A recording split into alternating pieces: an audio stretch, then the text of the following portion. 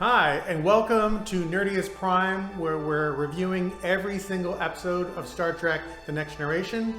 We're on Season 1, Episode 5, and I'm joined by the Nerdiest Prime crew, Alan, NAMIR, and LOLA. And today we're reviewing Where No One Has Gone Before. The Enterprise meets the third use of a TOS starship model in just 5 episodes as they are delivered the Starfleet propulsion expert Kosinski and his mysterious alien assistant. They fiddle with the engines until things go horribly awry, and the Enterprise is flung across 3 galaxies at unimaginable speeds, and the whole time the chief engineer just stands around doing nothing and barely reacting during the crisis. Kosinski is even more full of himself now that he thinks that he's made extraordinary advances in propulsion. But Welsey discovers the alien assistant, known as the Traveler, is responsible for what has happened, using his special powers to navigate space and other dimensions. A botched attempt to return home by a weekend traveler strands the crew in a weird realm where thoughts become reality, and we're treated to the fact that the Enterprise crew have the blandest fantasies ever. Worf sees a Klingon pet targ on the bridge that is clearly a wild boar dressed in some shag carpet and glued on horns. Picard has tea with his dead mom, and other crew members perform ballet or play classical instruments with an imagined quartet. Meanwhile, Dr. Crusher, who clearly knows nothing about the alien's physiology, determines that he is dying. But it is later learned that what he really needs to recover are some positive vibes from the crew. And for the first time in human history, thoughts and prayers actually accomplish something, as Picard somehow manages to convince over 1,000 men, women, and children via a quick intercom announcement to clear their minds of all negative thoughts and think of the Traveler and his well-being. And despite the fact that most of them have no clue who Picard's referring to, the crew collectively help the Traveler get them home. Before he phases out of our existence, the Traveler tells Picard to watch out for Welsey, as he believes Welsey is some kind of rare cosmic super genius. But we already figured that out a couple of episodes ago. This is the first episode where I really love it. I love the high concept science fiction episodes, and we're treated to some good character work as well. I mean, they definitely start the ball rolling on Welsey's storyline, and how that will progress later in the series. And the visual effects, the whole concept of reality intersecting with thought is I always enjoy that kind of Star Trek, so I really enjoyed this one. That was one of my favorite scenes, just them like traveling. I like the scene when someone talks about how like the reason time, space, and thought are all interconnected is because your reality is like perceived through your thoughts. I thought that was interesting. And I love it when sci-fi kind of gets all like philosophical. I don't know. And then I like the scenes where everyone's kind of like hosting, like you guys were talking about before. Just because I like the Star Trek episodes where it's like reality is kind of falling apart, just because they're fun. Yeah, and I mean, there's so many good scenes in this episode. There's like Picard almost falling out of the turbolift scene, the Worf with his pet targ, Picard talking to his mother, and specifically, there's a moment right after when he's talking to his mom, and Riker interrupts him, and then he looks back and his mom is gone. There's like this really subtle acting by Patrick Stewart where there's this moment of anguish on his face, and it's so well done. And I just really, and now that I'm watching it in HD, I really noticed that. And it's like, it just really got me. I'm like, oh my God, that must have been so hard for Jean-Luc to see his mom again after all these years. And then she's gone, And so he has to like relive the loss all over again, and then just absorb it and process it and then move on. And now I'm in command. We got to like figure this out. I really enjoyed this one too. It was the first episode that felt to me like it was actual Star Trek, right? Like high concept, really well delivered, really good character moments, some really good writing. and surprising. I couldn't really. The first time I watched it, I couldn't predict where it was going to go, what was going to happen. So I remember when I was watching it that it was kind of sort of predictable, right? And it was starting to get interesting, right? The traveler flashes them over to another galaxy, and I remember thinking, yeah, man, wouldn't it be cool if they ended up going somewhere sort of off the map, totally, like the edge of the universe or another dimension. And then I was like, they're never going to do that. And then they did it. And I was like, oh, and then that I was hooked. I was like, no matter what they did, they could have like had the worst writing after that. I was hooked just because it was well written, and they were able to kind of surprise you in a way that the other episodes weren't able to do. And I think some of the best Star Trek episodes are ones that do that. I agree with you guys. I mean, in my opinion, this is the first good Star Trek The Next Generation episode. And although it's not as good as what we see later in the season or even in the series, it's like a first good, like hard sci-fi episode with metaphysical themes instead of the usual, space opera. Not that there's anything wrong with space opera. I never realized that they were just exploring their own galaxy. In 3 centuries of space travel, we've charted just 11% of our galaxy. And then we accomplished this. I just, for whatever reason, that always slipped by me. I thought that they had access to the entire kind of like immediate universe. I didn't realize they were confined to their own galaxy. They got their own corner of the galaxy too. Yeah, exactly. They've only explored 11% of their own one galaxy. But that's something that's what in part makes this episode stand out, is that they mention that specifically in the episode. Like it's that kind of information that would have been in the writer's Bible, or they would have known internally, but until this episode it had never been discussed directly. Data, what distance have we traveled? 2,700,000 light years, sir. I can't accept that. I remember saying to my roommate, "Oh, this is kind of like Voyager," because yeah, kind of a similar issue. So I thought that was kind of cool too. Captain, if these sensors are working, we're over 70,000 light years from where we were. We're on the other side of the galaxy. Well, because remember when you said they have like boring fantasies, but I was under the impression that it was memories, because it was Worf's childhood pet, and then you see Tasha Yar's, like she has a flashback from her childhood, and then you see Picard's mom. So I thought it was like not fantasies rather, but more like memories from the past, like coming back into the present. I suppose it could be. I guess it didn't really specify if it was that kind of scenario happening, because I'm like, there's also the guy who's like fighting the fire, and then there's the other two that are like running down the corridor, getting chased by something. So I think some of it might have been hallucinations. Maybe. But, yeah, and then Picard almost falls out into space, and yeah, I don't know if he's ever falling on the turbolift.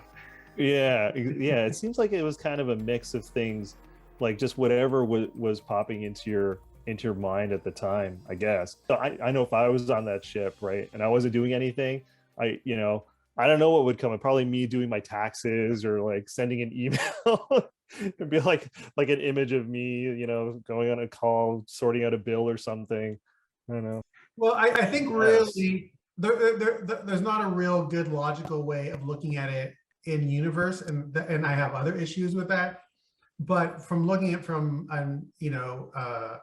real universe point of view, it's obvious that a lot of those fantasies or hallucinations were there to give the characters a backstory, to give Picard a mom, to reveal again a little bit of Tasha Yar's backstory of evading rape gangs, and a Worf and him having a life before a childhood, this kind of stuff.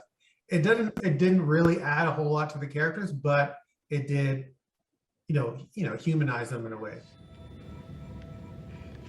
It might work better this way. Yes. And nature itself. Yeah, I actually think that this would have made a better pilot episode than Encounter at Farpoint if they added like another half hour to it, because it does all the things that a pilot episode should do, right? Like it had the potential to, right? It shows you all the characters. There's one of the things about the episode that I actually liked was I actually liked Welsey in it. Like I liked his through line and his arc in the episode and his relationship to the Traveler. It kind of made sense. You really start to understand why Picard wants to take Welsey under his wing.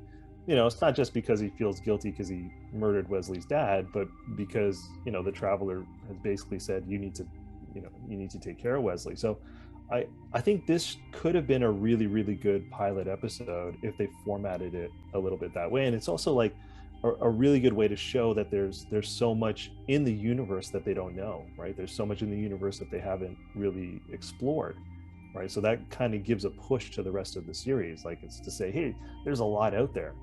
And we're going to show you a glimpse, and maybe you can get there in 7 seasons, or maybe not, right? But it's all out there for you to kind of explore. So, to me, this actually feels like it's the real start of the show.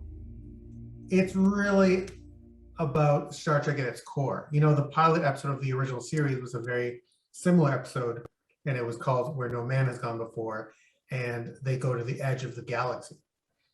And so this one, again, like takes inspiration from the original series, but kind of adds something of its own. And yeah, it's a very, very Star Trek episode in that it's about exploring and going into the unknown. And I always love when Star Trek is doing that kind of stuff. So what does everybody think about Kosinski? I love Kosinski. No, sorry, it's Kosinski. What does everybody think of Kosinski? And it's not the Kosinski method. Kosinski? No, I don't like Kosinski. I like Kaminsky. No, Kosinski was great. He was one of the major reasons why the episode worked, because like he fits the role. You kind of you don't like him when you first meet him, but he's able to play him in a way where at the end of it you're kind of like, okay, I understand him.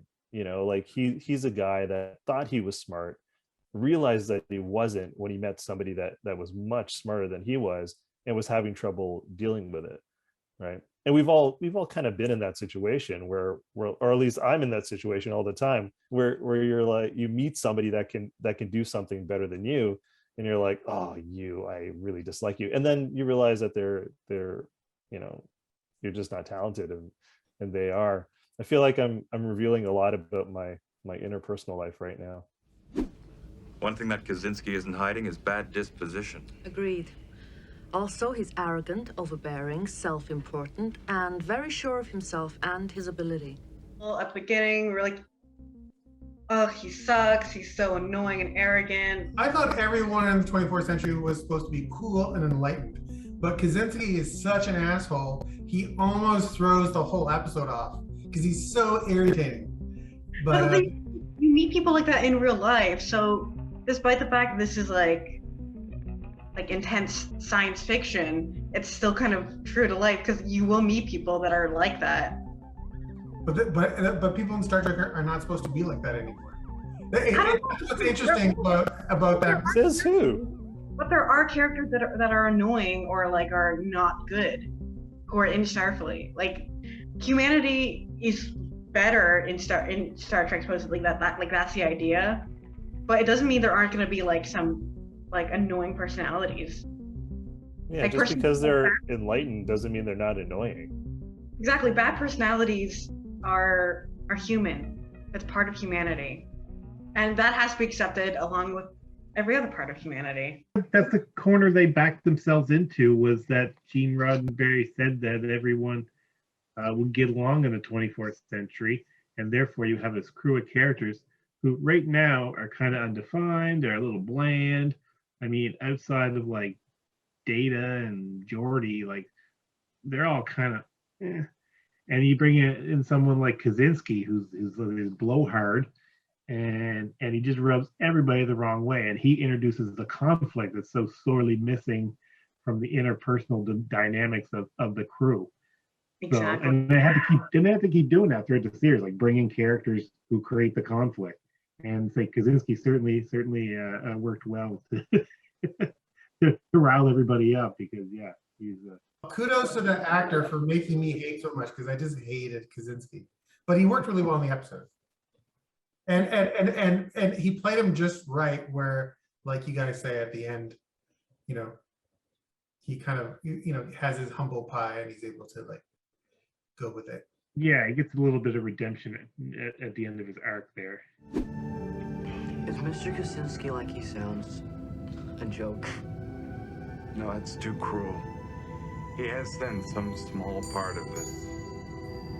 My impression was that he's not actually from Tau Alpha C, right? Isn't the traveler like just taking the form of an alien from Tau Alpha C? Isn't the traveler some other thing? Well, it's unclear. That's what it sounds like in this episode. But in he appears in the 4th season in Remember Me, and in that episode, Dr. Crusher goes to look for him, and she sets a course for Tau Alpha C. Lay in a new course for Tau Alpha C and send a subspace message advising them of our arrival.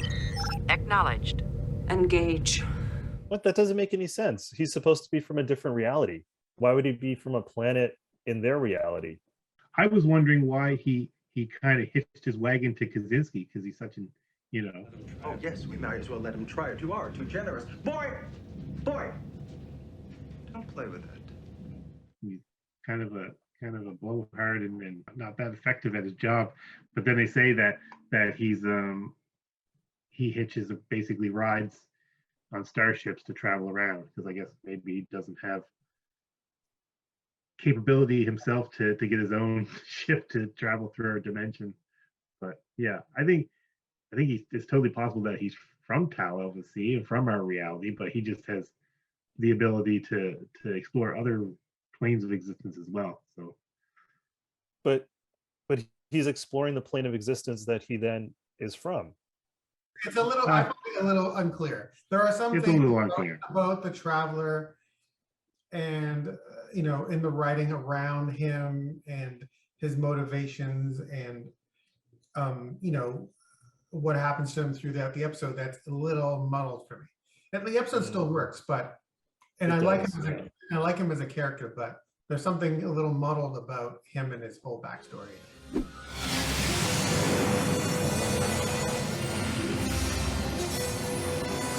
Like, how does the Enterprise, like, how do these weird jump things happen at all? Like, what motivates these jumps? Because the Traveler has obviously been on other ships, and those things, he doesn't have those things happen on these other ships where they go on to the other side of the universe. But when he gets on the Enterprise, something happens. It's because of Wesley. He's doing his thing, and then he looks over at Wesley fondly, and then he misses something that he should have caught on his screen, and that sends the whole whatever warp equation out of whack. And I think the second one, when they go to that other realm of where thought intersects reality, was because he was just weak, and he'd injured himself through doing this crazy jump across 3 galaxies. I think there's like a couple things at play. Yeah, but it doesn't make sense to me that because he's weakened, that somehow that brings him to the realm of thought intersecting time, because that to me would be the opposite. Oh, I have extra energy to send him to the extra special place. But, you know, well, I just think he wasn't able to control it. I think he wasn't able to control it. Like, he's supposed to be a lens because he was weak. Yeah, he's a lens for thought, right? He's a lens for magic thought energy. So he wasn't able to control that lens enough to get people to get them to where they needed to go. I would have to guess exhaustion, fatigue. Is he gonna be all right? What is the boy doing here? Mom, he's my friend. I thought his introduction was a bit cheesy and heavy-handed, but I do really like the Traveler, and it starts this whole arc for Wesley. Yeah. For Wesley Crusher, about his destiny to become a higher being. So there's that scene, everybody leaves and the travelers like, hey, I need to talk with you, Captain. It's about Wesley. And the captain's like, the boy, like, first of all, who else would he be talking about? Obviously it's Wesley, but he tells him about how Wesley is talented. He's like the Mozart of spaceships. But it's imperative that nothing change, right? Like, I'm telling you this because I want you to keep like kind of like a low key guiding hand, support him, encourage him. But it's really important that things naturally happen the way that they're supposed to happen. And you're like, well, that makes sense because you don't want to change whatever Wesley's natural progression into space god is going to be. But then at the end, he makes him an acting ensign, right? He's just like, which would never have happened normally, right? But he totally flew in the face of the advice that the traveler gave him.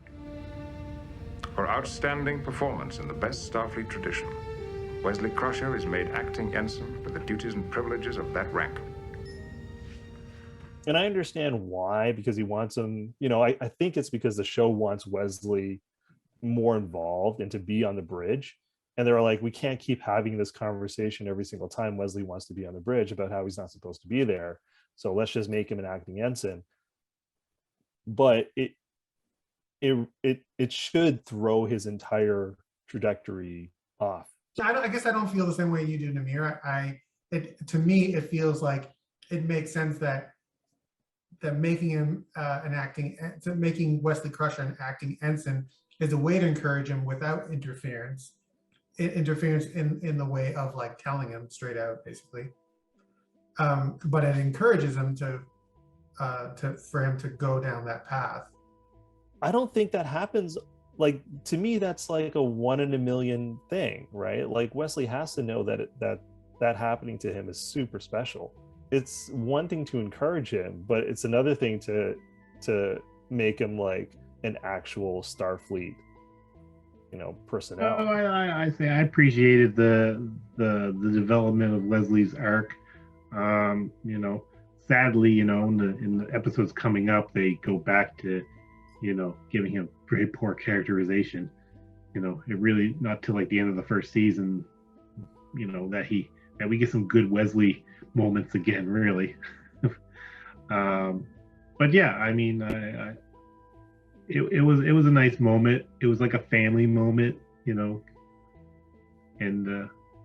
they're welcoming him into the family as the crew.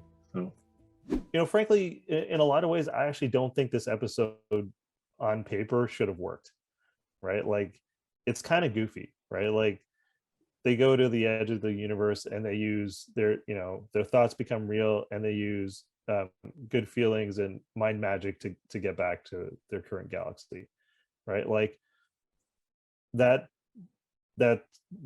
shouldn't work, but it does. So however they made it work, they made it work. So I don't know what to tell you. It seems like they were in some dangerous waters, but they were able to kind of navigate it really well because they know what they're doing. And this was actually the first episode where they're like, oh yeah, I feel like we're in safe hands, right? Like, I'm willing to watch other episodes because if they're as good as this one, then that's worth the risk. Has anyone here seen the movie Elf with Will Ferrell? Yeah.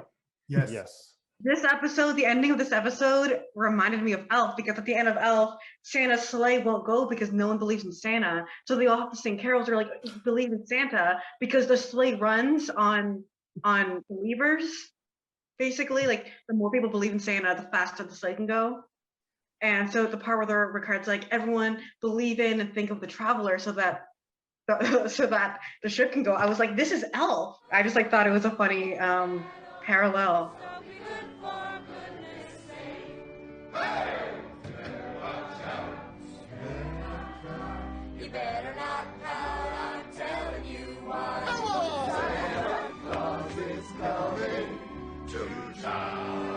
And I felt like, again, my favorite scenes were the ones where the reality starts converging with thought.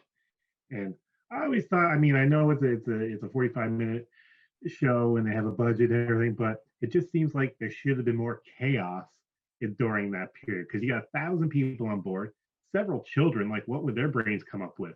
There'd be all sorts of crazy storybook creatures and stuff running around the corridors. And there should be just mayhem everywhere with 1,000 people's thoughts manifesting themselves. So I was like, it wasn't as crazy as it could have been, but I guess they were probably limited by TV, but so they did the best they could. But. Think! Put the flame out in your thoughts!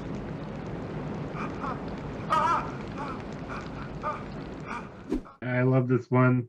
I've rewatched it a lot myself as well. I always enjoy special effects, the character moments, the concepts. So I would give this one my first 4 out of 5 starships. I am going to give, where no one has gone before, 3.5 starships. I'm going to give this episode 3.5 starships out of 5. I don't have closing comments necessarily, because I feel like I've said everything already, but I didn't give it like a 4 or higher because I kind of want to save my 4s and 5s for future episodes. And so I don't want to hypothetically devalue those future 4s in case those 4s are better. Anyway, that's it. You know what? No, I'm going for it. I'm giving it 4.5. 4.5 starships. 4 starships and a shuttle. Yeah, I mean, I don't know how to do it out of 5. I would give it a 7 out of 10. And, it's like on the high range, which is kind of like what I gave Encounter at Farpoint. But this is definitely a better episode than Encounter at Farpoint, but it's in the same kind of neighborhood in terms of my overall enjoyment and, my go-to repetition, like of going to see that episode. I'll watch it every few years. It's definitely worthy. It's definitely an episode that, if anybody was interested in watching Star Trek, I would say watch this episode. Agreed. Yep, agreed. Agreed.